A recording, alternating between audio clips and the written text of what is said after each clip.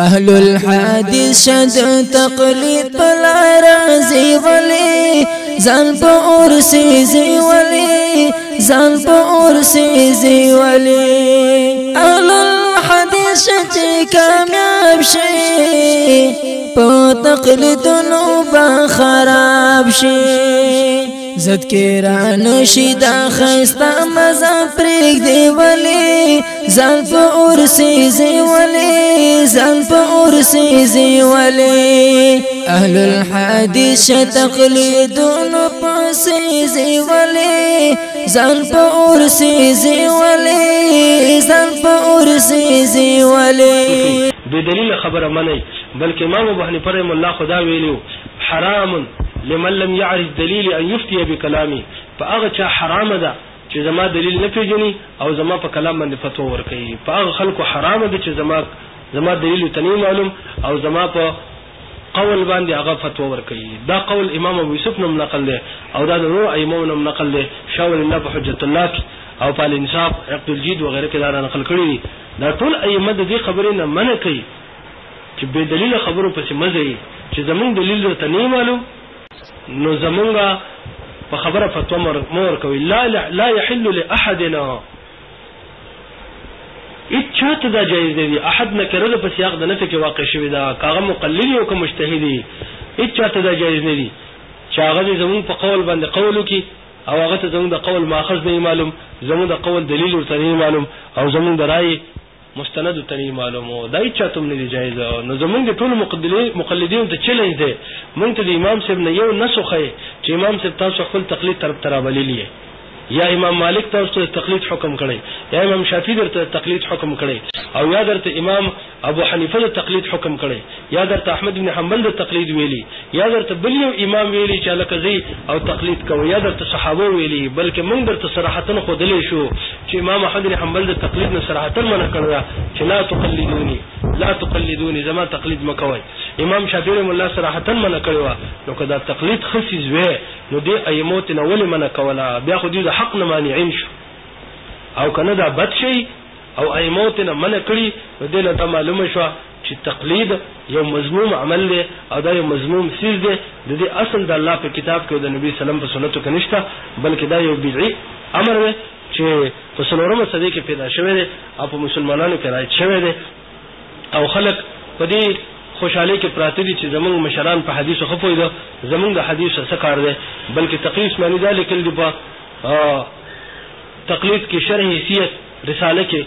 چې څوک په حدیثو باندې ډایرکټ عمل کوي نو د دې نتیجه به گمراهي د سره به گمراه کیږي رضوای عزتمند دا د ظلم خبره ده چې د الله د نبی په حدیثو باندې عمل کولو ته ظلم وای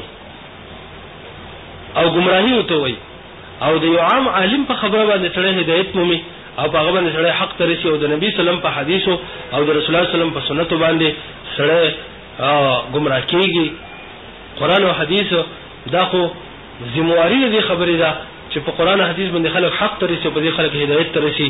الله نبی ویلي وترکت فیکم امرین لن تضلوا ما تمسكتم بهما کتاب الله وسنتي ما تاسو د څه دین پریخي دي چې تاسو به هیڅ کله گمراه نشئ پاغه منګول تاسو نه غولي کتاب د الله او سنت محمد رسول الله صلی الله علیه وسلم دا خود هدایت دی مواری ورکی زما عزتمند او داخله کوئی وکه چا په حدیثو د عمل کاو نو د نتیجه بدای چې د گمراه کیږي دا د دی واغه فاسده عقیده دا اوري او په دې کې سوچ وکي د الله د نبی احادیث ته د گمراهی نسبت کوي چې په دې باندې سره گمراه کیږي او د یو امام او د یو امتی خبرې ته زما عزتمندو دوی د هدایت نسبت کوي چې په دې سره حق ترسي بلکې خبره بالعکس ده په قران او حدیث سره حق ترسي او د انسانانو په خبرو باندې کله سره حق ترسي چې موافق د قران او سنت او کله په سره باطل ترسي چې کله هغه مخالف د کتاب او سنت نو امام ابو حنیفه رحمه الله کلم د تقلید امر نه کړي او کلم د تقلید دعوت چاته نه ور کړي او دا خلک تقلید ته واجب وي تقلید ته فرض وي په امت باندې او د یو عالم تابعداري په امت باندې فرض غني او حالن کې ائمه اربعه هغه د تقلید نه منع کړل او د تقلید نه امت منع کړل او چا سیمداري دی ویلي چې تاسو د پلان کې په مذهب شي د پلان کې په مذهب شي بلکې ټول دا وصیت کړی دا صح الحديث په مذهبي چې کله تاسو صحیح حدیث ضروري شي د قبول ضروري مذهبي په صحیح حدیث په ځای او په بل چا په مذهبي او دا امام څه ویلو چې کله زما خبره د قران سنت خلاف کې دیوالي وولي او په قران حديث په سلال شي دغه وصیتونه د ایموري او په دغه وصیتونه باندې له حدیث روان دي زموږ عزتمنو او په دې باندې دغه عمل دي د نو نشاور الله رحم الله لیکلو په حجت الله کې چې امام ابن حزم چې وایي چې تقلید حرام دی نو وایي شاسه وایي دا د سلور کسان لپاره تقلید بالکل حرام دی یو د مجتهد لپاره من له ضرب من الاجتهاد ولو في مسألة واحده اگر چې په یو مسله کې مجتهدي خو چې اجتهاد پکې نو داغه لپاره تقلید حرام دی دویم ومن ظهر له ظهورا بينا ان النبي صلى الله عليه وسلم امر بكذا او نهى عن كذا وانه ليس بمنسوخ چاته چې دا خبره ښکار شي چې نبی سلام پلان کې امر کړ دی او پلان کې سیز نه نه کړی دا او دا قول د رسول الله منسوخ نه نو فحين اذن الله سبب لمخالفه الحديث الا نفاق خفي او حمق جلي څوک چې د رسول الله د حدیث خلاف کوي نو دا په نفاق کې واقع دی او دا په حماقت کې واقع دی او بیا وروسته بیانې ولکه ډېر فقها مقلدین هغه ته د خپل د امام داغه دلیل ضعف ته معلوم شي خو د دې سره هغه بیا داغه تقلید کوي او نصوص د کتاب سنت پرېږدي او داغه نصوص د لپاره حلی جوړي چې دا نصوص څنګه دفقو په باطل تعویلات سره او د امام په تقلید باندې ځان کلکې کأنه نبی ارسل لکه دا یو د نبی دی چې د الله لګلې دی دا امام د الله نبی او رسول لګلې او دریم وي ومن يكون عاميا هغه څوک چې هغه عامي ويقلد رجلا من الفقهاء بعينه او هغه د یو کس د فقهاونه داغه تقلید کوي او عقیده دا ده چې د نه خطا کوي او د چې سوي نو دا حق خبرې کوي او په ځکه کې داومي چې که حدیث مراغه خو زبر د تقلید نه پریدم نو دغه سړي د لپاره تقلید حرام دی او د په اصل کې د غیر الله عابد شو چې د الله سبحانه وتعالى نه غیر ځان د لپاره دغه امام او مجتهد رب وګرځاو او څلورم داغه چا د لپاره تقلید حرام دی چې هغه دا جایز نه غني چې حنفي د شافعي نه فتوا غواړي یا شافعي د حنفي نه فتوا غواړي او دام جایز نه غني چې حنفي د شافعي په منځ کې او شافعي په حنفي په منځ کې د خلکو لپاره تقلید حرام دي زما عزتمندو دا خلک د صحابه نوم خلاف دي او د تابعین نوم خلاف دي حجت الله البالغه کې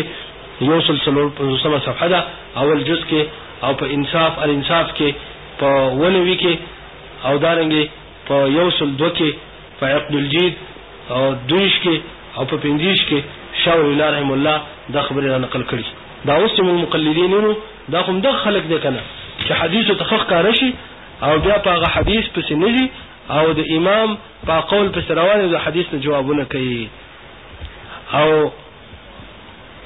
داوم فتوی ور کوي چې را زموږ مذهب والا به بل چا نه فتوا نه غواړي بل مذهب والا پسې به موږ نه کوي داوم د دې فتوی دي زما عزتمندو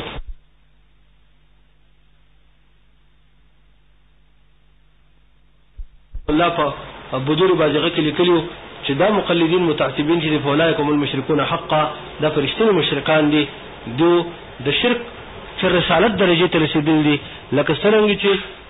بعض خلکو د الله سره په اولوہیت کې شریکان پیدا کړو نو دوی خلکو د الله د رسول سره په رسالت کې شریکان پیدا کړو نبی صلی الله علیه وسلم واجب الاطاعت او دوی بل څوک واجب الاطاعت کړو نو فولایکم المشرکون حقا دا فرشتي سره مشرکان دي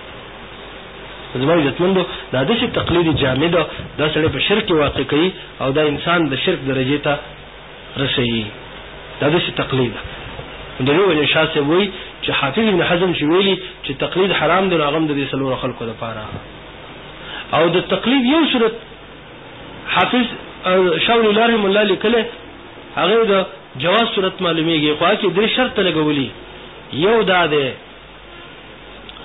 چې یو سړی خپل کوشش